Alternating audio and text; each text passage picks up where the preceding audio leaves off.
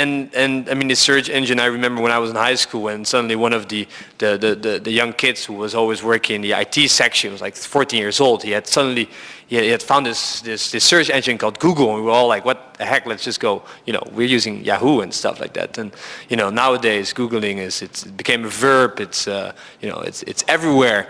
And so that's why I think it's extremely great to have somebody from Google here to give the side of the story of a company that's also, of course, often under some criticism when it comes to the actual, allowing freedom to flourish independently of state regulations. So I think, Robert, you have probably enough to say yourself, and I'm sure that also people in the crowd will be having some questions that we can deal with afterwards.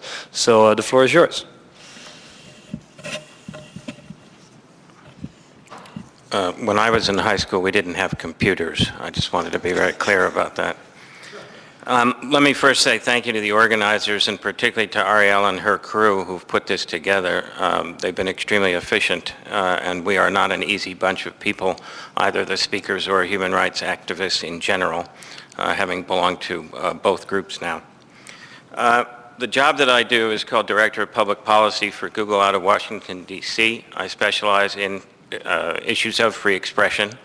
It's a fairly new job at Google, and it's also one of the most interesting jobs at the company, and we can get into why that is, I think.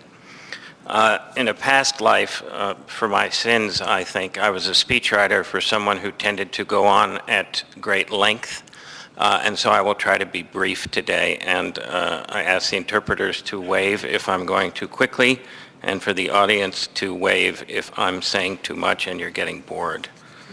A couple of caveats before I get into the topic of my remarks here. The first is that I'm not a human rights activist.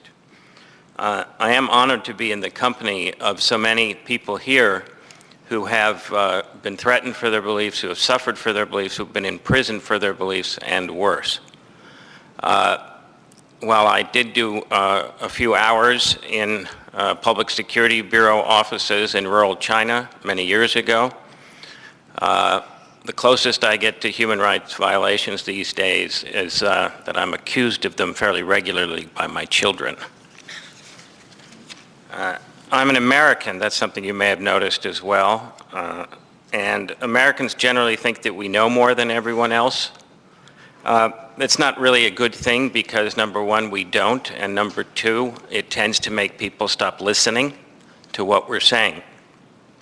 So I would ask you to raise your hand if you think I'm spouting propaganda or I'm doing something else that disturbs you, either as a European, an Asian, an African, or wherever you hail from. I also work for Google, as you know, and that means that sometimes I can lapse into sounding like a salesman for our products. They are pretty cool, actually, and I work with a bunch of geniuses, and it's kind of fun, so please just give me a little leeway on that one. On a more prosaic level, I am not a technology expert. I want to be very clear about that, so please do not ask me complicated questions. When we get to the questions, I will not be able to answer them. One other thing I'm not going to do is say a lot about China, and I'm not going to make a lot of predictions about what's going to happen. The reason for that is fairly simple, and I think the best way to explain it is with a great anecdote about the opening of U.S.-Chinese relations in the early 70s, when Henry Kissinger used to go to Beijing and have talks with Zhou Enlai, who was then the premier of China. And over dinner one night, they got into a discussion about the impact of various revolutions, the Russian Revolution, the American Revolution, the French Revolution, the Chinese Revolution. And Kissinger, as was his usual pattern, started going off on a grand historical theory. And after he had spoken for several minutes, he looked at Zhou Enlai and he said, "And what is your opinion of the French Revolution?" And Zhou Enlai looked back at him and said, "It is too early to tell." This is a lesson that I think we should all have when we're talking about the internet. It's a very important thing. You will hear a lot of people predicting exactly what is going to happen and when it's going to do so, and I would warn you against listening to such people. So what am I going to talk about today? Then I've told you what I'm not going to talk about. I'm going to talk about the promise of internet freedom, the perils of internet freedom, and what we might do in order to make sure that the promise overcomes the perils. I'm not going to illustrate this with a lot of examples today for a couple of reasons. One, they take a long time. And two, there are people in this room who know these examples firsthand, know them a lot better than I do. So I would wait for questions for you to tell me about them, and so we can discuss them. Let's start, however, with some context, because a few things seem as certain as you can get in this area. First, we all know that the internet is growing phenomenally. I won't spend a lot of time on this, but just throw out a few numbers for you to consider. About 2/3 of the world's population right now has access to mobile phone technology. This is the fastest spread of any technology in human history. And this number, about 2/3, actually underestimates the number of people who are affected, because one phone can be used by an entire village. More than 80% of Google's search queries on mobile come from outside the United States. It's a very important statistic for us to realize as a company. Here's another statistic. Every minute, 20 hours of video is uploaded to YouTube. Let me repeat that. Every minute, 20 hours of video is uploaded to YouTube. Now, if you watch a lot of YouTube, those who spend a lot of time on it can rightly question the sanity of the global population at times. Some of the things that you'll see are, to say the least, rather unusual. But you cannot question people's commitment to the actual media itself. Another thing that I would note in context is that internet censorship is getting worse and more sophisticated. More than 40 countries to date have censored at one time or another, and Google and YouTube have been cut off or cut back in 25 countries. I would also note, however, that this is not only about repressive regimes, the most miserable regimes, the ones we hear the most about. One thing history teaches us is that we always have to watch our backs. We always have to be looking for what we're not seeing at that moment. And while focusing on these ugly regimes is popular, it can blind us to other developments. Now, I'm not someone who will compare the government in Burma or in Vietnam to Western democracies, but I do want to speak about one example that happened very recently, where Western democracy was involved in what could only be called internet censorship. Last week, a judge in Italy, or 2 weeks ago maybe, recently, a judge in Italy sentenced 3 Google officials to 6-month suspended sentences for violating Italian privacy laws. The story goes back to 2006, when an Italian teenager uploaded onto what was then called Google Video, a video that was really quite horrendous. It showed teenagers abusing, both physically and verbally, a youth with autism. Now, it took about 2 months for the Italian authorities to tell Google that they had found this and to ask us to take it down, and it took us about 2.5 hours to take it down. Nonetheless, the Italian authorities prosecuted our officials, not only on grounds of privacy violations, but also on grounds of defamation. The grounds on defamation were dropped, the privacy charges, we were found guilty, our officials were found guilty on the privacy charges. Now, nobody for a minute would defend the content of that video. It's precisely the kind of thing that makes people want to be in favor of censorship of different kinds. But I would note the danger that this kind of incident poses, not just to Google officials, but to everyone in this room and people around the world.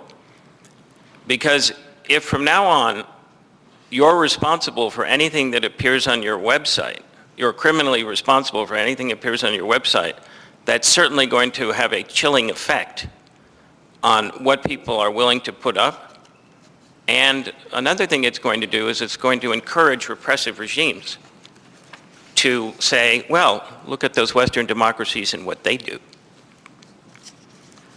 Now let me turn to the Internet's promise. First, the Internet is global. It's a medium that pays no attention to borders, and it militates against control. And of particular interest to the people gathered in this room, it means that the diaspora from various countries can have an effect that's way out of proportion to its numbers. A second area of promise that the Internet has is that it remains an open system, not a closed system. If you've got a connection, you're likely to be able to access information and to say what you want. It may take a lot of work in some societies, but you can usually get there. Third, the Internet is cheap. And it's important to note that it's a relatively cheap form of advertising, not only for if you want to sell shoes, of course, but also if you want to gather people to a cause. Never before has it been cheaper to come up with a political movement and to bring your followers along. Fourth, the Internet is a two-way street. In many places, the monopoly on information, once confined to people who own printing presses or television stations, has been broken. And everyone who wants to participate gets to participate. And the Internet certainly has the potential to be a force for small d democracy, for citizen participation, and for transparency when it comes to government. Fifth, and gaining more truth every day, the Internet is user-driven. Now, in its highest form, something you know well in this room, this means that you've got a new power to bear witness to atrocity or to human rights violations, or expose a corrupt regime. Is different. Let me give you two examples. Several years ago in Thailand, the Thai government cut off YouTube. They cut it off because there were videos that appeared that mocked the king.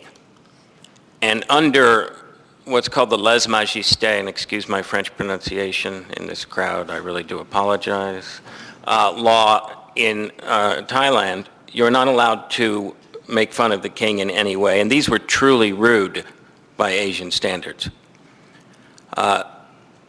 We got in touch with the Thai government, and they were very angry about this, not recognizing at first that in fact we did not post the videos. They thought that people at Google had put the videos up rather than people outside the country. So we're dealing with a level of misunderstanding that's very high to begin with. Eventually, after many months of chatting, we agreed to remove those videos from YouTube in Thailand in order for YouTube, the rest of YouTube, to be able to be shown in Thailand. Now, you can argue that we did not follow to the extreme free speech, and that, in fact, we cut off some things that people should be able to see. I would argue that we maximized free expression and kept it open, YouTube open, rather than showing the Thai people nothing. We had a different experience, of course, in China in 2006 when we opened up our google.cn domain. A domain is a different Google, a different kind of Google that we use in a different country. So in Germany, for example, it's google.de or google.com in the US. We opened that up because google.com was strangled by the Chinese regime. You were lucky if you could get to it 10 or 15% of the time. But when we did so, and it took a year for the company to argue it through, we did not offer certain services. We did not offer, and we still do not offer, Gmail and Blogger services in China. There was a very simple reason for that. If we had offered those, we would have had to store the information on servers on Chinese soil. If we had done that, we would have put ourselves in a terrible position because the Chinese would have been able to come to us and demand personally identifiable information of different users. So by not putting that information on servers in China, we avoided the problem that other companies have faced. At the same time, and you can argue with this either way, and I can argue it both ways, we decided to start Google.cn, a censored search engine. We did that because in the final analysis, we believed that engaging with the Chinese people and offering them an alternative to the Chinese-owned search engine Baidu made a lot of sense. And if and when we pull out of China and turn off Google.cn, I'm afraid that we will be taking away from the Chinese populace, the internet users in China, a tool that they have come to value because it's not Baidu, and we don't censor as much as Baidu does. So these are really complicated questions. I know that sounds like just the typical thing a person who works for a corporation would say, but I'm afraid that it's true.